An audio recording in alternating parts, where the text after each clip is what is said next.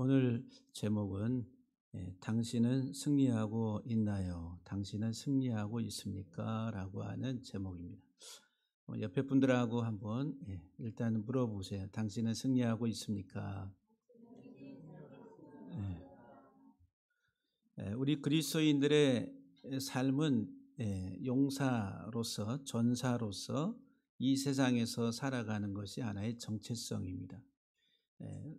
우리 믿음의 선한 싸움을 싸우고 우리가 이 세상은 하나님의 군사로서 이 세상을 살아간다라고 하는 거예요. 근데 이 세상을 살아가는데 전사로서 전쟁터에서 용감히 싸우는 전사로서의 삶이다라고 하는 거예요. 그러면은 군사에게 있어서 이 전사에게 있어서 첫 번째 가장 중요한 것은 그 전투에서 승리하는 거죠. 승리 외에는 생각할 수가 없다. 우리가 이 세상 살아가는데 승리 외에는 우리가 생각할 게 없습니다. 그리고 하나님 나라는 누가 들어가냐 하면은 승리한 자가, 이기는 자가 들어간다라고 요한계시록 2장 3장에 아시아 7교회에 대해서 쭉 말씀하시면서 이기는 자들에게는 하늘의 만나를 주고 이기는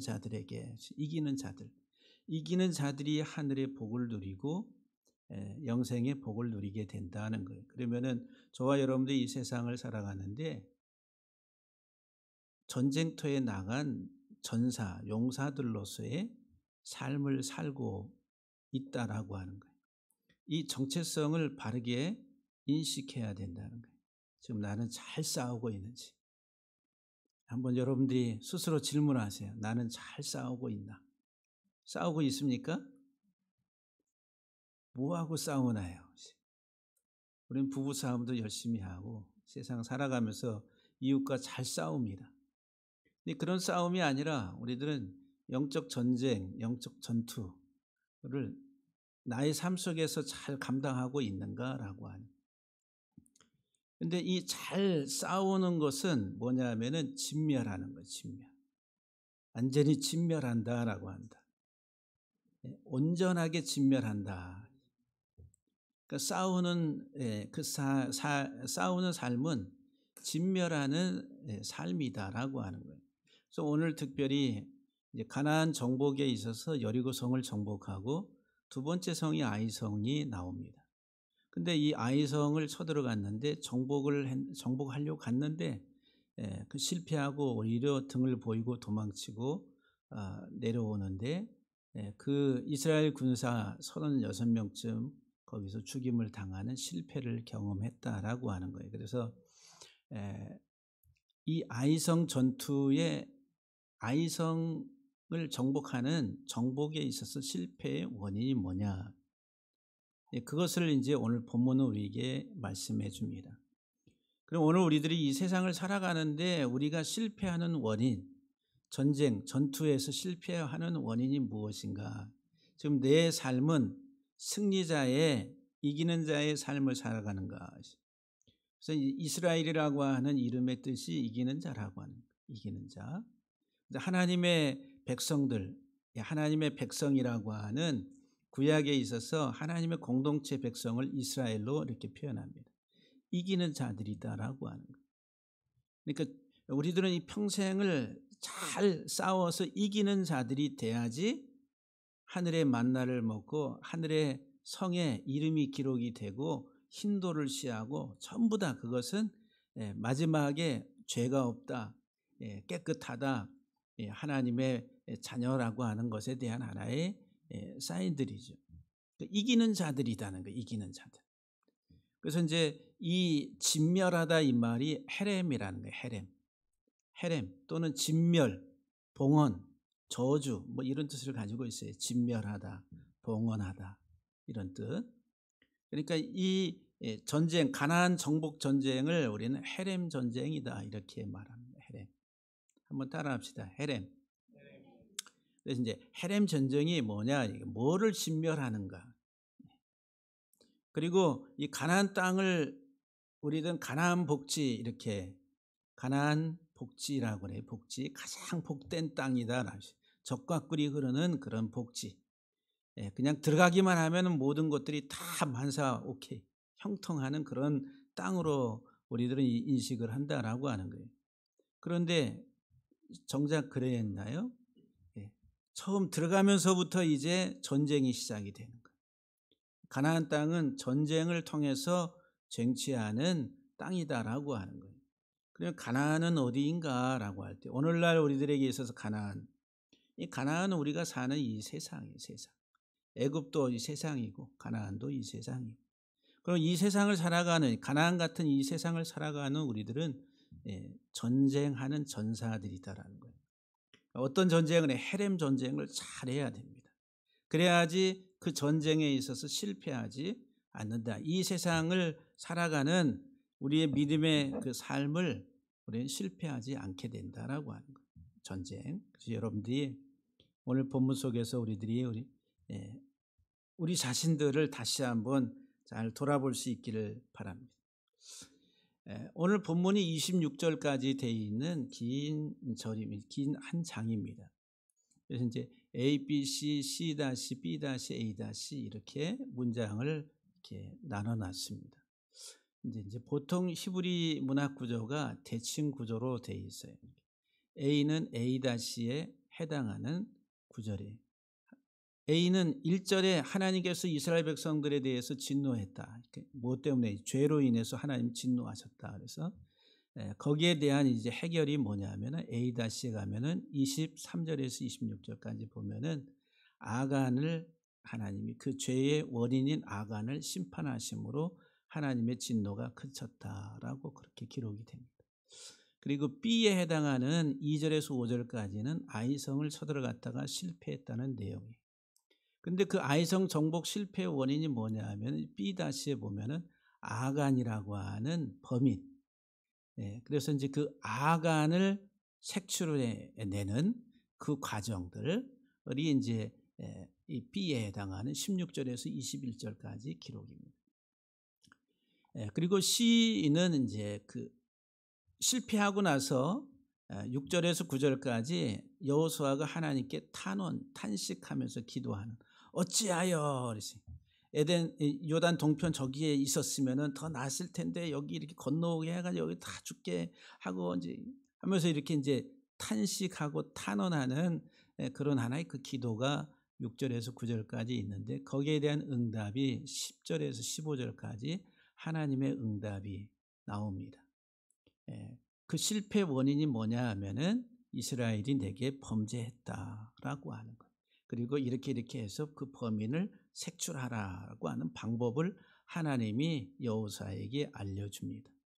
이런 하나의 그 문학 구조로 돼 있어요. 그래서 이제 특별히 이제 오늘 본문에 이스라엘의 아이성 정복에 있어서 실패 원인 그것은 1절과 또 23절 이하에 여호와께 범죄했다라고 하는 범죄라고 하는.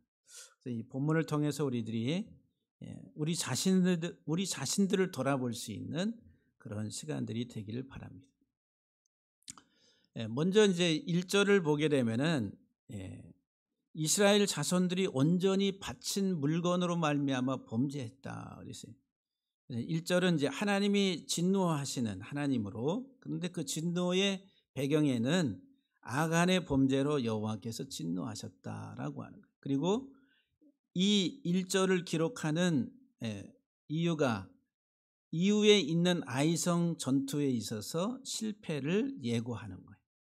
아이성을 정복하는데 실패할 것을 예고하는 말씀이다라고 하는 거예요. 왜 실패하냐면은 아간의 죄로 여호와께 범죄했기 때문에 하나님이 진노하셔서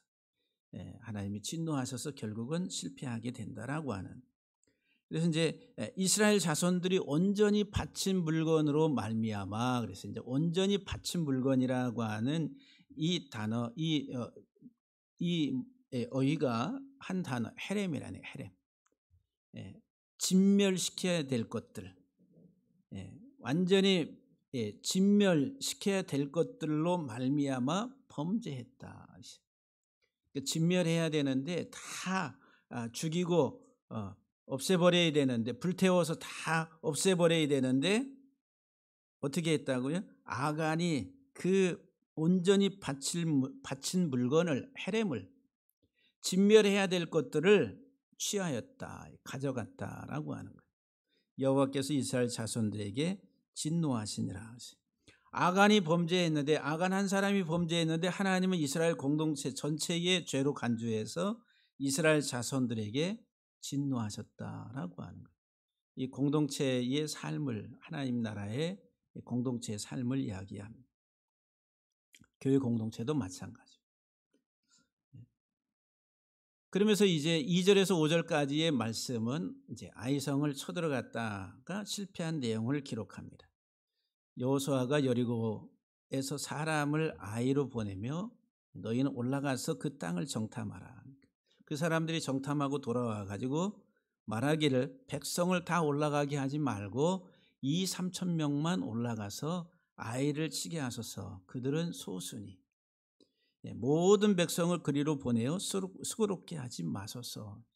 그 아이성이 한 10,000명 정도, 그 정도의 어떤 그 백성이 살고 있는 조그마한 성이다라고 판단했던 것 같습니다.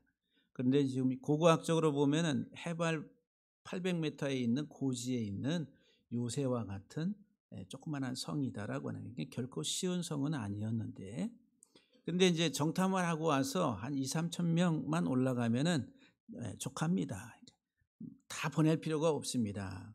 그래서 3,000명쯤 그리로 올라갔다가 아이 사람 앞에서 도망하니 아이 사람이 그들을 36명쯤 쳐 죽였다라고 말해요. 3,000명 올라갔다가 패주하면 그 아이성 사람들이 36명쯤 죽였다라고 하는 아이성 정복, 첫 번째 1차 정복에 있어서 실패를 기록합니다. 그러니까 6절에서 9절까지 여호수아의 탄원이 나옵니다. 항변을 하는 거예요. 여호수아가 옷을 찢고 여호와의 궤 앞에서 땅에 엎드려 머리에 티끌을 뒤집어 쓰고 저물도록 있다가, 우리 고대 드라마에 보면은 석고대죄하는 어떤 그런 장면과 같지 않아요?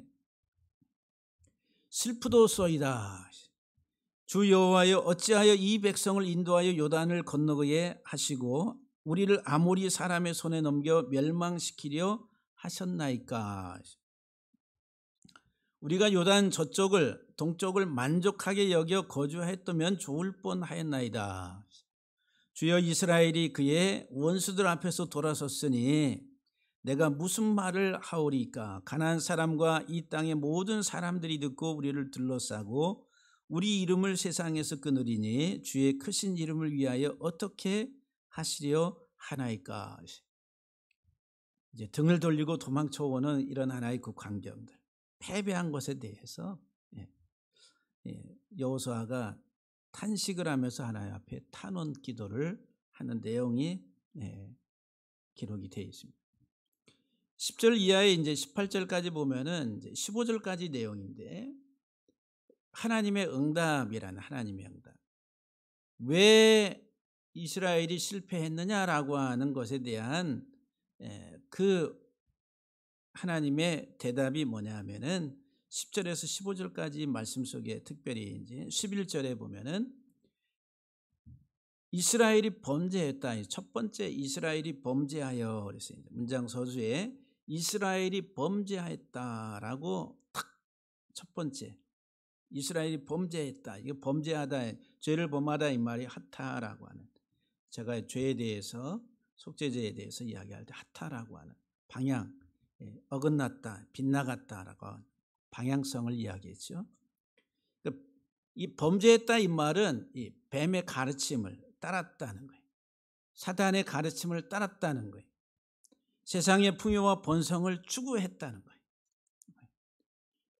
그 삶의 결과는 하나님에게서 떠난 삶이, 방향성이 뒤틀려버린 삶이 됐고 하나님을 향한 방향성을 잃어버렸다라고 하는 거예요. 향방 없는 삶과 같은 것이다. 세상에 속박된 종된 삶으로 다시 회귀하는, 애굽에 종살이하던 이스라엘 백성들이, 애굽의 풍요와 번성에 종살이하던 이스라엘 백성들이 거기서 하나님이 이끌어내서 나왔는데 다시 가나안에 들어가면서 가나안의 풍요와 번성이라고 하는 것에 속박된 종살이의 삶으로 다시 회귀해 버리는, 이것은 우상 숭배와 같은 것이다라고 하는 거예요. 범죄했다 이 말이. 첫 번째, 두 번째 계명, 나 외에는 다른 신을 내게 두지 말라. 어떤 형상도 만들지 말고 절하지 말라라고. 하나님 외에는 다른 사랑하지 말라라고 하는 거지. 근데 이스라엘이 범죄했다는 거예요. 하나님이 나를 사랑함이 아니라 세상을 사랑하는 자로 탈바꿈 돼버린 지금 이 아간의 삶에 대해서 지금, 근데 그것이 이스라엘 공동체의 삶으로 간주하고 있다는 거예요. 첫 번째, 이스라엘이 범죄했다.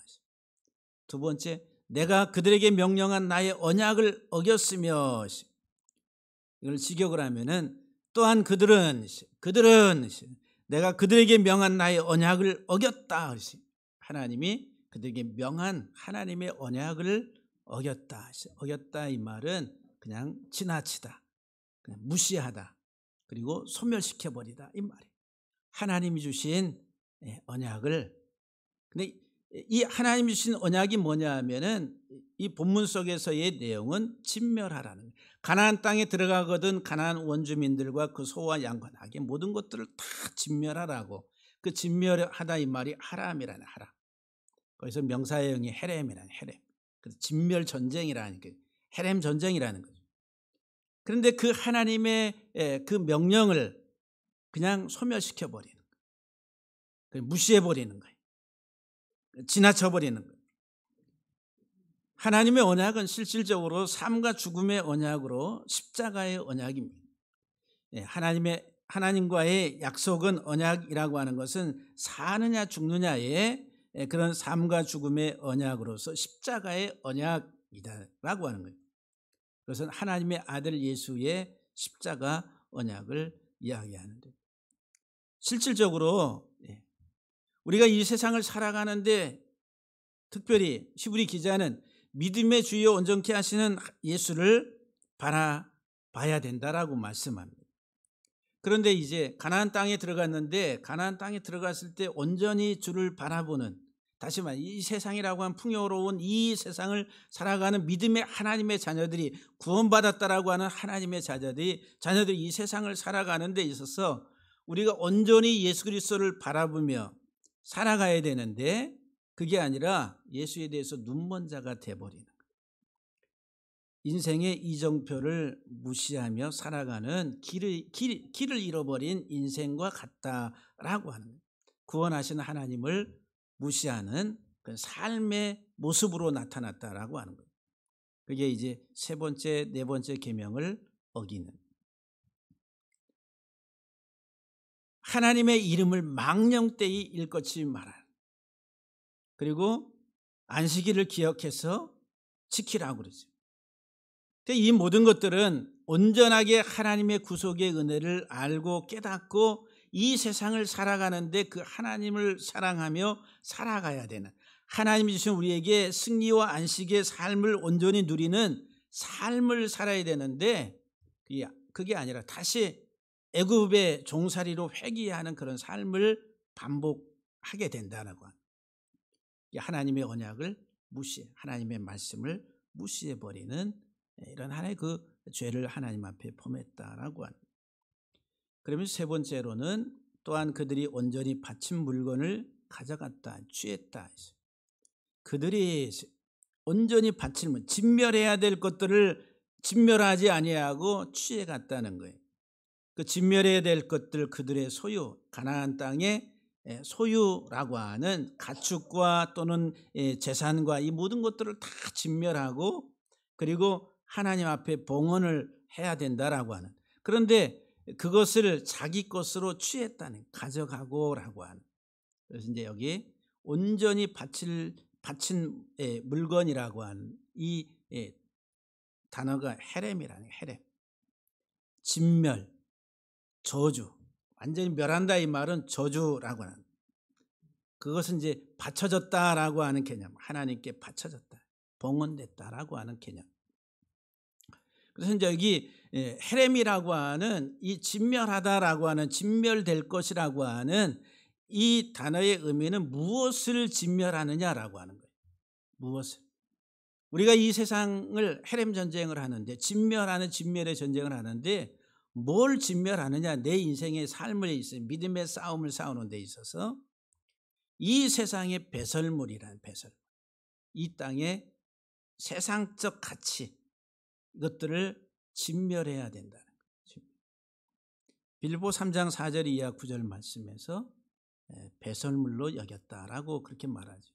그래, 헤렘 할 때 헤레라고 하는 앞에 두 문자가 이게 배설하다 해서 파생된 배설물이라는. 어떻게 우리가 진멸하느냐 하면 불로 태워서 있어요.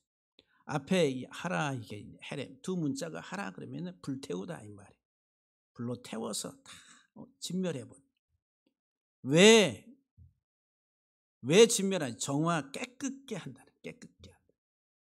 깨끗게 하여. 진멸해야 될 것들을 다 진멸함으로 인해 가지고 우리 정화 깨끗게 하는 거예요. 그리고 목적이 뭐냐? 하나님께 드려짐이라. 하나님께 바쳐졌다라고 하는 그런 개념을 이 헤렘이라고 하는 한 단어 속에서 다 가지고 있습니다. 그런데 이스라엘 백성들이 그들이 진멸의 물건에서 취했다는 거예요. 취해. 이게. 그래서 이제 진멸해야 될 물건들을 취해서 자기 소유로 삼았다. 자기 소유로. 자기 것으로 삼았다는 거예요. 여기 취하다 이 말은 아내로 취하다라고 하는 개념입니다. 뭔가를 재물을 취할 때에 어떤 개념으로 자기 아내를 취하듯이 사랑함으로 그 재물을 취하는 거예요. 그러니까 진멸해야 될 여기 은과 금과 소와 나귀와 낙타와 고대 사회에 있어서 재산 축적 가축으로, 그리고 은금으로 화폐를 상징하는 것이죠. 그런 것들을 하나님이 진멸하고 하나님께 온전히 바치라고 그랬는데, 그것을 여리고성을 쳐들어갔을 때 보니까 여리고성에 너무 귀한 보물과 같은 것들을 이거를 버릴 수가, 죽일 수가 없는 거예요. 죽이고 그것을 완전히 불태워서 없애버리기가 너무너무 아까운 거예요. 그러니까 이 아간이 자기 소유로 너무너무 사랑해서. 그래서 이것은 이제 10계명 가운데 일곱 번째 계명이 간음하지 말라라고. 이 간음하지 말라 이 말이 우리가 육체적인 어떤 간음, 이것을 우리는 일반 도덕적 개념으로 이해하는데 그게 아니에요. 영적으로 하나님보다 세상을 사랑하는 것 자체가 간음이다. 이게 구약 전체와 신약에서 말씀하는 내용들이 음녀처럼 하나님을 떠나갔다라고 말합니다. 지금 이 아간의 범죄는 바로 곧 간음을 하는 일곱 번째 계명을 어기는 결과를 초래했다라고 하는 거예요. 그런데 이제 바울은 빌립보서 3장 4절 이하에 자기 육체를 신뢰할 만한 것들에 대해서, 자기가 세상적으로 이루어놓은 자기의 업적에 대해서 다 자랑할 것들이지만 그러나 다 이것들을 배설물로 여긴다라고 말합니다. 다시 말하면 이 바울은 평생에 자기의 삶에 있어서 헤렘 전쟁을 잘 한 사람 중에 한 사람이다라고 말씀을 드릴 수가 있습니다. 네 번째, 이스라엘 백성들이 하나님 앞에 행한 그 죄가 뭐냐면 도둑질했다는 거예요. 도둑질. 도둑질했다. 까나브라고 하는, 그들이 도둑질을 했다. 금덩어리와 은과 뭐 이런 것들을 가지고 이제 자기 장막 속에 감추어 버린, 아주 고가의 외투 하나를 갖다가 감춰 버린. 도둑질했다라고 말합니다. 도둑질. 이 도둑질하는 도둑놈이 돼버린 거예요. 이건 에덴 동산에서 아담과 하와가 특별히 이제 그 뱀에게 유혹을 받아서 뱀의 말을 듣고서 선악을 알게 하는 나무의 과실을 보니까 먹음직하고, 이 봤을 때 먹음직하기도 하고 보암직하기도 하고 지혜롭게 할 만큼 탐스러운 선악의 열매를 따먹었다라고 말합니다. 이 까나브라고 하는 이 도둑질하다 이 말이 깬 그러면 정원 동산입니다. 뒤에 누부 그러면은 열매, 그 동산의 열매를 따먹은 이 그림을 그리면은 동산이 있고 열매가 있는 거, 이게 도둑놈을 그렇게 묘사하고 있다는 거예요. 에덴 동산에 그 하와가 따먹은 열매에 대해서. 그러니까 육적이고 세상적인 욕심을 따라서 하나님의 말씀을 거역하고, 그리고 자기의 육적인 것들을 채우기 위해서 불순종한 것들에 대해서 도둑놈이다라고 그렇게 표현하고 있다라고 하는 거예요. 그래서 여덟 번째 계명이 뭐예요? 도둑질하지 말라. 도둑질하지 말라고 여덟 번째 계명이. 하나님의 말씀을 온전하게 순종하고 따라가야 되는데 이 세상적인 것들에 눈이 어두워서 하나님의 말씀을 어기고 세상을 추구하고, 그리고 자기의 욕망을 이루기 위해서 선택하는 삶 자체가 도둑놈들이다라고 하는 거예요. 그래서 성경은 간음한 자들, 도둑놈들, 살인한 자들 계시록에 보면은 천국을 가지 못한다라고 말하는 거예요. 단순히 도덕적 윤리적인 의미를 말하는 것이 아니라 하나님과 관계를 이야기하고 있는, 용서받지 못하는, 구원받지 못하는 그 죄와 같은 것들이다라고 하는 거예요. 여덟 번째 계명을 어겼다. 너희가 그들이 도둑질했다. 그리고 다섯 번째, 속이고 그들이 또한 속였다. 이 속이다 이 말은 안 한 척이에요. 해놓고서 안 한 척, 아무것도 안 한 척 침묵하는, 시치미를 뚝 떼는, 하고서도 안 한 척하는, 이 속이다라고 하는 단어의 어떤 그림을 가지고 설명을 하면, 탐욕을 통해서 자기 탐욕적인 행동을 행하고도 안 한 것처럼 침묵을 지키는, 이게 사기꾼이라. 사기꾼. 아홉 번째, 열 번째 계명을 보면 내 이웃에게 거짓 증거하지 말, 속이지 말라. 그리고 내 이웃의 물건을 탐하지 말라고 그렇게 말합니다. 탐욕으로 인해 가지고 자기가 이웃에게 해로운, 자기 이익을 얻기 위해서 탐욕적으로 행해놓고서도 안 한 것처럼 이렇게 시치미를. 지금 이 아간이 외투 한 벌과 은금을 가지고 남 몰래 자기 장막에 갖다가 탁 숨겨놓고서 안 한 것처럼 시치미를 뚝 떼는 이런 하나의 그 죄를 하나님 앞에 범했다라고 말합니다. 그리고 여섯 번째 11절에서 말하는 게 그것을 그들의 물건들 가운데 두었다라고 말합니다. 그것은 뭐예요?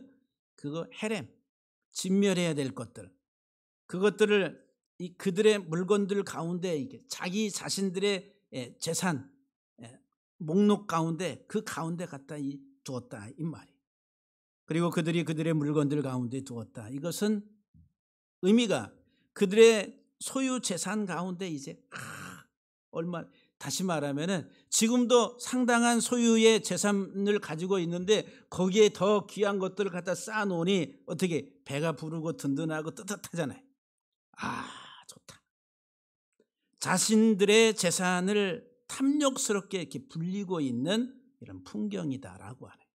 이게 이제 아간이 하나님 앞에 죄를 범한, 이게 이제 십계명을 어긴 죄라고 하는 거예요.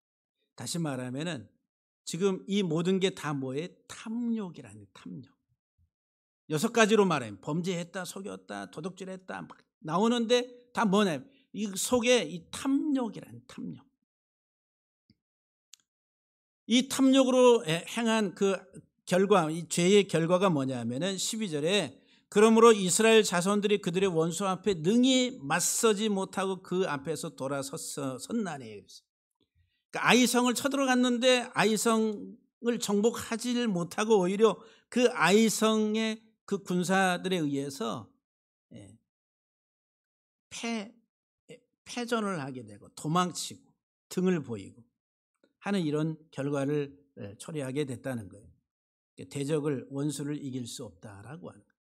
세상 살아가는 이 땅의 가나안이라고 하는 이 세상에서 우리들이 영적 전쟁을 하는 데 있어서 우리 속에 이 진멸해야 될 탐욕이 자리 잡고 있으면 절대로 승리하지 못한다.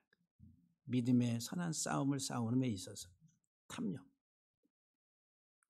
그러면서 이 범죄의 결과가 두 번째, 이는 그들도 온전히 바친 것이 됨이라. 다시 말하면 이제 아이성의 그 군사로 인해 가지고 이제 쫓겨나면서 어떻게 36명이 죽임을 당했다라고 하는 거예요. 다시 말하면은 이스라엘이 이제는 헤렘이 돼서 이제 진멸될 것이 돼버렸다라고 하는 거예요. 이는 그들이 헤렘, 진멸될 것, 저주가 되었기 때문이다라고 말해요. 왜요? 이 탐욕으로 인한 불순종, 하나님의 말씀을 거역한 그 결과라고 하는 거예요. 이 더러운 육적 본성을 드러낸 자신들의 삶의 결과라고 하는 거예요. 그러면서 세 번째, 그 온전히 바친 물건을 너희 중에서 멸하지 아니하면 내가 다시는 너희와 함께 있지 아니하리라. 멸해야 될 것들을 멸하지 아니하고 그것을 계속 취할 때는 하나님이 너희와 함께 하시, 임마누엘의 하나님이 아니라 하나님이 그들과 함께 하시지 않는다라고 하는 거예요. 예수님의 이름을 임마누엘이라 하리라. 임마누엘. 하나님이 우리와 함께 하시다. 예수님이 우리의 모든 진멸해야 될 저주를 십자가에서 다 진멸하시고 그 이후에 이제 하나님이 우리와 함께 하신다라고 하는. 그러니까 이 범죄의 결과가 영적 이 세상을 살아가는 데 있어서 전쟁에 승리할 수 없다는 거예요. 가나안 땅을 정복할 수 없다는. 뭐 때문에? 이 탐욕이라고 하는 것 때문에. 오히려 진멸을 당할 수밖에 없고, 그래 하나님이 그들과 함께 하시지 않는다는, 임마누엘의 복을 누리지 못한다라고 하는. 그러면서 이제 하나님의 처방이 뭐냐 하면은 너는 일어나서 백성을 거룩하게 하라. 거룩하게 하라. 깨끗하게 하라. 그리고 너희 가운데 그 바쳐진 진멸해야 될 물건을 숨겨두고 자기 재산으로 감추어둔 그것들을 찾아내서 제거하기까지 너희가 원수를 등이 대적할 수 없다라고 말합니다. 그러니까 거룩하게 하라. 그리고 헤렘, 진멸해야 될 그것들을 찾아내서 완전히 멸하라고 하는 말씀을 주게 됩니다. 그래서 이제 15절 이하 18절까지 말씀을 보면은 이제 범인을 색출합니다. 그 범인을 색출하는데 제비뽑기를 하는 거예요. 그 12지파 가운데 제비를 뽑았는데 유다 지파가 뽑혔어요. 그다음 유다 지파 가운데 이제 그 유다 지파의 그 족속들을 다 나오게 해가지고 거기서 또 제비를 뽑았는데 세라 족속이 뽑혔어요. 그냥 다른 족속은 다 들어가고 세라 족속의 남자들만 또 다 나오게 해가지고 거기 제비를 뽑았는데 삽디가, 또 삽디의 그 가족들 가운데 누가 남자들 나왔는데 아간이 뽑혔다. 제비를 뽑는. 그 가운데 이제 하나님께서 이제 이 아간을 지목하고 아간의 죄에 대해서 분명하게 드러내시는 하나의 간섭하심들을 우리에게 보여주는데, 이 아간의 뜻이 뭐냐면 고통을 가져온다. 고통, 괴롭히다, 이런 말. 아간이라고, 아칸이라고. 아칸. 원래 이제 히브리 발음이 아칸이라. 아칸. 우리 한글 우리 말로 하면 아칸이 아카다니, 악한 자나 뭐 이렇게 생각할 수 있는데, 히브리 말로 괴롭히다, 고통을 주다. 그래서 이제 이 아간은 누구냐면 고통을 가져오는 자, 문제를 야기시키는 자, 문제를 일으키는 자라는 이름. 그래서 이제 아간. 또 이제 역대상에서는 아칼이라는, 아칼. 같은 어원, 똑같은.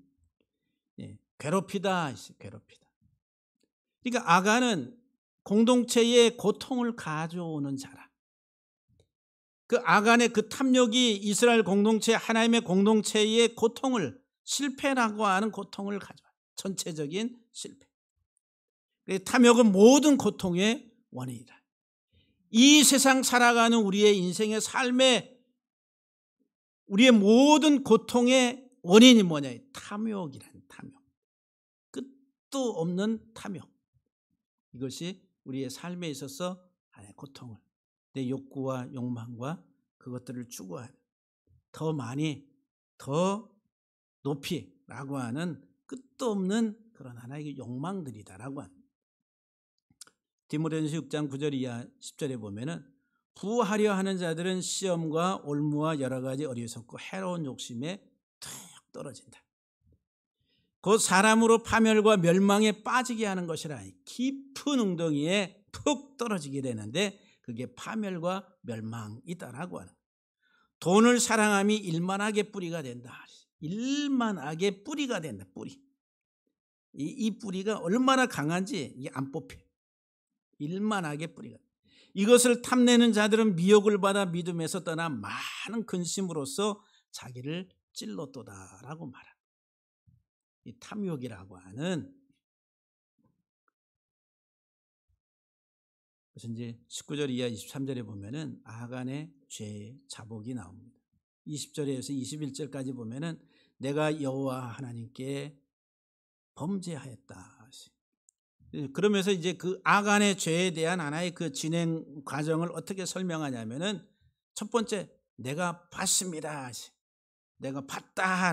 거기 이제 히브리 원문에 보면은 이제 서두에 내가 봤습니다. 내가 봤다는 건 봤다.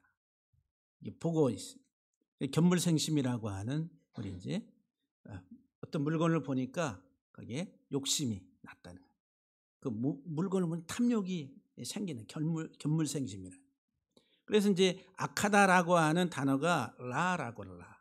하나는 머리, 이 눈, 사람의 눈을 그려놓은 겁니다. 악하다. 이게 이제 좋은 의미로는 친구, 이웃이 될 수도 있고, 나쁜 의미로는 독한 눈빛, 나쁜 악한 것 이렇게. 그래서 이제 선한 사람과 악인, 이 악인은 뭐예요? 이 눈빛이 다르다는 거예요. 이 살인하는 사람들은 도끼가 나 눈에서, 도끼가. 또 미워하는 사람들은 이 속에서 막 증오하는. 그게 이제 악하다는 거예요. 사람의 눈으로 그렇게 묘사를 하고 있다는 거예요. 그래서 이제 이 악한 사람들의 그 속에 있는 것이 입으로 나오는 것이 사람을 더럽게 한다 그랬는데 예수님께서 그 비유 말씀을 하잖아요.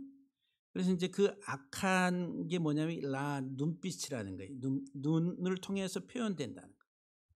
미워하고 증오하고 싫어하고 온갖 표정이 눈을 통해 가지고 나타나요. 그래서 이제 봤다.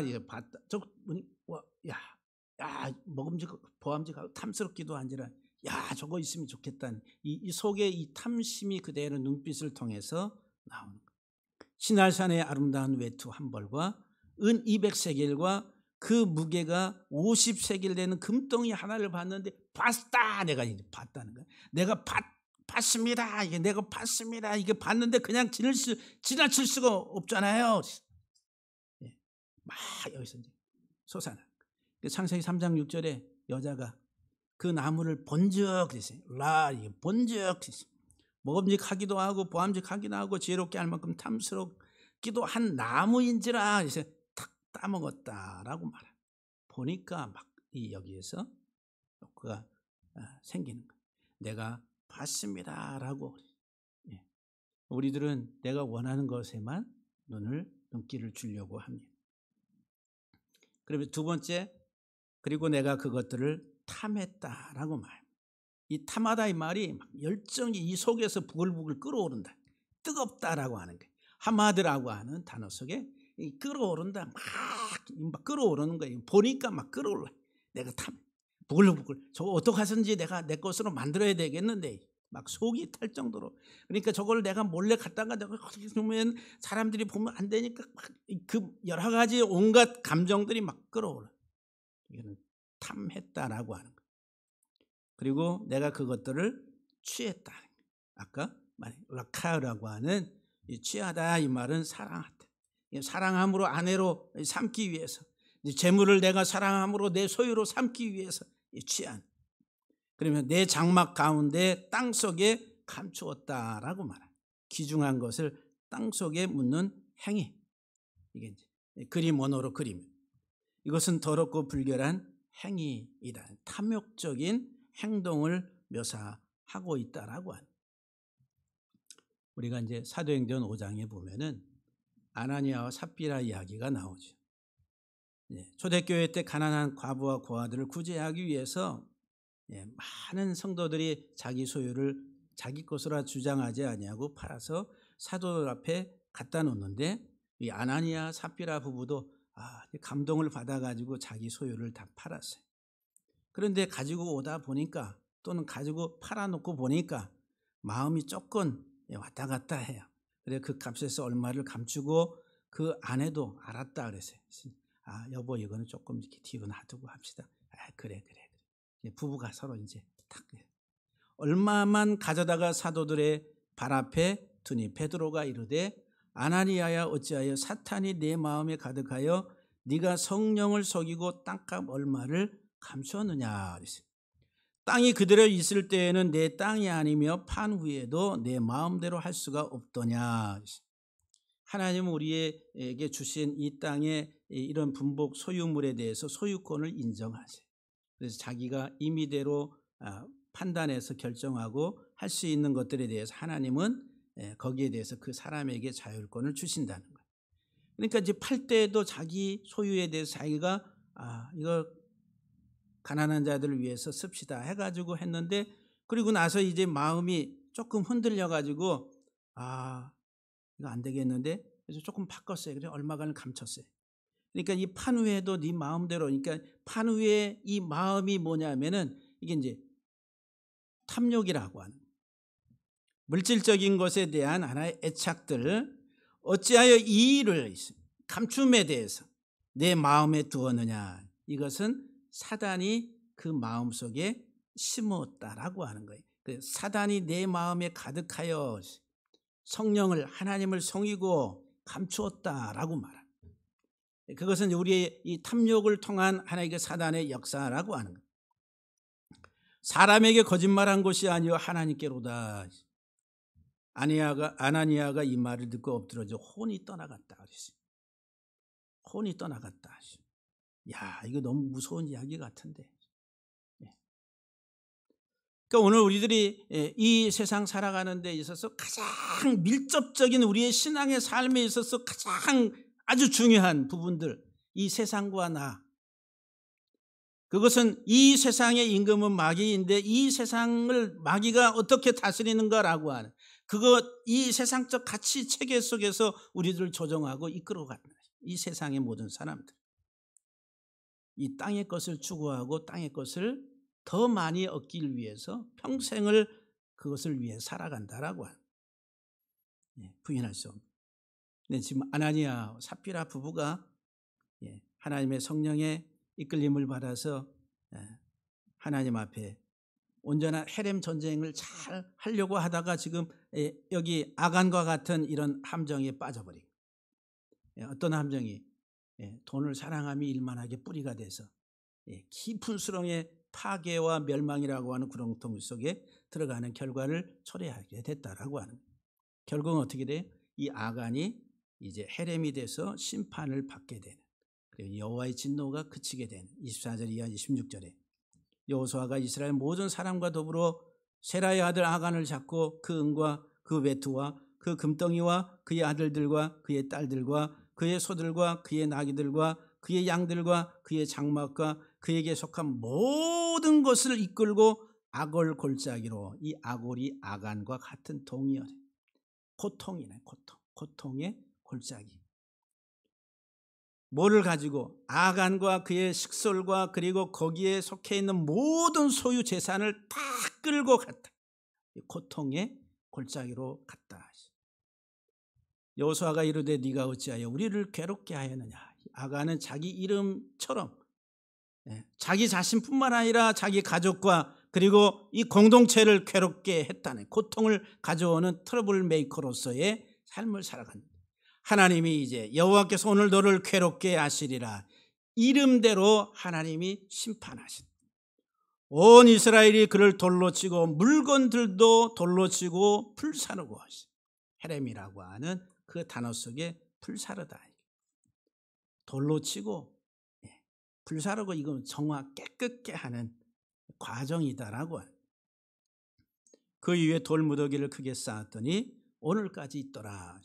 여호와께서 그의 맹렬한 진노를 그치시니 그러므로 그곳 이름을 오늘까지 아골골짜기라 부르더라. 저와 여러분들이 아골골짜기의 돌무더기가 되면은 안 됩니다. 우리의 삶에 있어서 정말.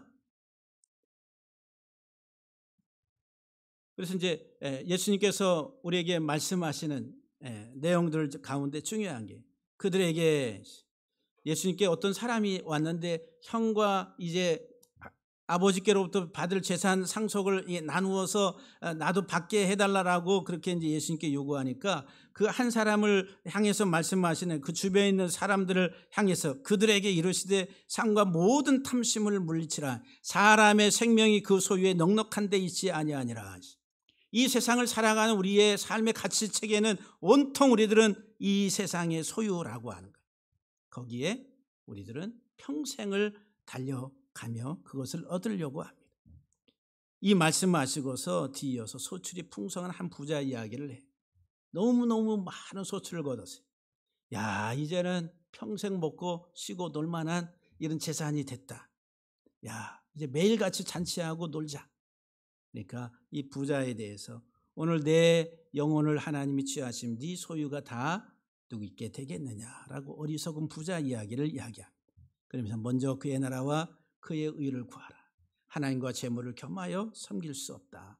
먹을 것을 위하여서 염려하지 말라. 이 모든 것은 다 하늘 아버지가 알고 계신다라고. 그 우리 인생의 가치가 이 세상에 먹을 것이 1순위가 돼서 그것을 향해 가는 삶을 살지 말라는 거예요.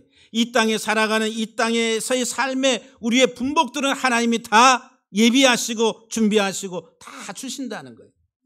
그보다 더 소중한 것, 너희는 먼저 그의 나라와 의를, 하늘의 가치를 발견하고 그것을 추구하고 살아가야 되는데, 그것은 보이지 아니하고 소경된 삶을 살아가고 이 세상의 것들에 대해서만 온전하게 올인하며 살아가는 인생에 대한 하나의 말씀이다라고 하는 거예요.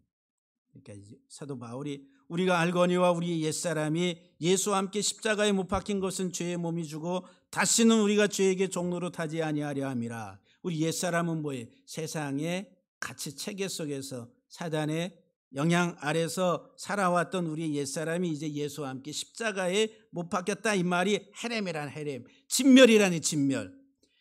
그 옛사람은 죄의 몸이라는 게, 죄의 몸이 주고 다시는 우리가 죄에게 종로로 하지 아니한다. 이 죄가 뭐예요? 어긋나고 뒤틀린 방향성을 잃어버린 우리의 삶이, 그 삶이 이제는 십자가에 못 박히고 예수 그리스도 안에서 새로운 삶으로 이제 하나님 앞에서 하나님의 자녀들로서의 삶을 온전하게 감당해야 되는데, 바울이 그것을 이제 나 옛사람은 다 죽고 죄의 몸이 죽고 다시는 죄에게 종로로 타지 아니한다라고 말씀하는 거예요. 갈라디아서 5장 24절에 그리스도 예수의 사람들은 육체와 함께 그 정욕과 탐심을 다 십자가에 못 박았다. 헤렘이라 헤렘. 다 진멸해야 될 것들을 다 십자가에 못 박았다. 그러므로 땅에 있는 지체를 죽이라. 곧 음란과 부정과 사욕과 악한 정욕과 탐심이니 탐심은 우상 숭배니라. 이것들로 말미암아 하나님의 진노가 임하느니라. 아간의 탐심으로 인해서 죄를 범하고 그것은 하나님의 진노가 임해. 오늘날도 마찬가지. 우리들이 이 세상 가나안이라고 하는 이 땅에서의 하나님의 자녀들로서의 삶을 살아가는데 우리들은 정복 전쟁이라고 하는 헤렘 전쟁을 하는 거예요. 우리가 진멸해야 될 것들 먼저 내 안에, 내 속에 있는 탐욕이라고 하는 것들을 진멸해. 위의 것을 생각하고 땅의 것을 생각하지 말라. 디모데후서 3장에서 우리가 마지막 말씀을 살핍니다. 너는 이것을 알라. 말세에 고통하는 때가 이르러 사람들이 자기를 사랑하며 돈을 사랑하며 자랑하며 교만하며 자기 중심적인, 그리고 세상의 겉사람의 이 계급장을 가지고 우리들은 자기 자신을 높이고 자랑하고 교만하게 내가 이런 사람이야 뽐내게 살아가려고 그래. 무시합니다. 비방하고 부모를 거역하고 감사하지 아니하며 거룩하지 아니하며 무정하며 원통함을 풀지 아니하고 모함하고 절제하지 못하고 사납고 선한 것을 좋아하지 않고 배신하고 조급하며 자만하며 쾌락 사랑하기를 하나님 사랑함보다 더하다. 그래서 경건의 모양은 있지만, 종교적인 경건의 모양은 있는데 경건의 능력을 부인하는 자의 삶의 모습이 아무것도 없다는, 헤렘 전쟁이라고 하는 것을 통해서 정말 경건의 능력이 나타나야 되는데, 하나님의 자녀들로서의 삶이 나타나야 되는데 그렇지 못하다라고 하는 거예요. 이 같은 자들에게서 네가 돌아서라. 돌아서. 여러분들 지금 헤렘 전쟁 잘하고 계십니까? 진멸을 잘하고 계십니까? 아니면 여러분들의 욕망을 채우기 위한 도구로서 종교를, 하나님을 이용하려고 하지 않습니까? 우리들은 다 십자가의 정과 욕심을 못 받고 가장 고상한 예수 그리스도를 얻고 그 안에서 발견되기 위하여 우리가 이 세상 살아가는데 하나님의 용사, 전사들로서 우리가 이 전투에서 승리하는 믿음의 선한 싸움 다 싸우고 달려갈 길을 다 마치는 바울의 고백이 저와 여러분들의 고백이 될 수 있기를 주의 이름으로 간절히 축복합니다.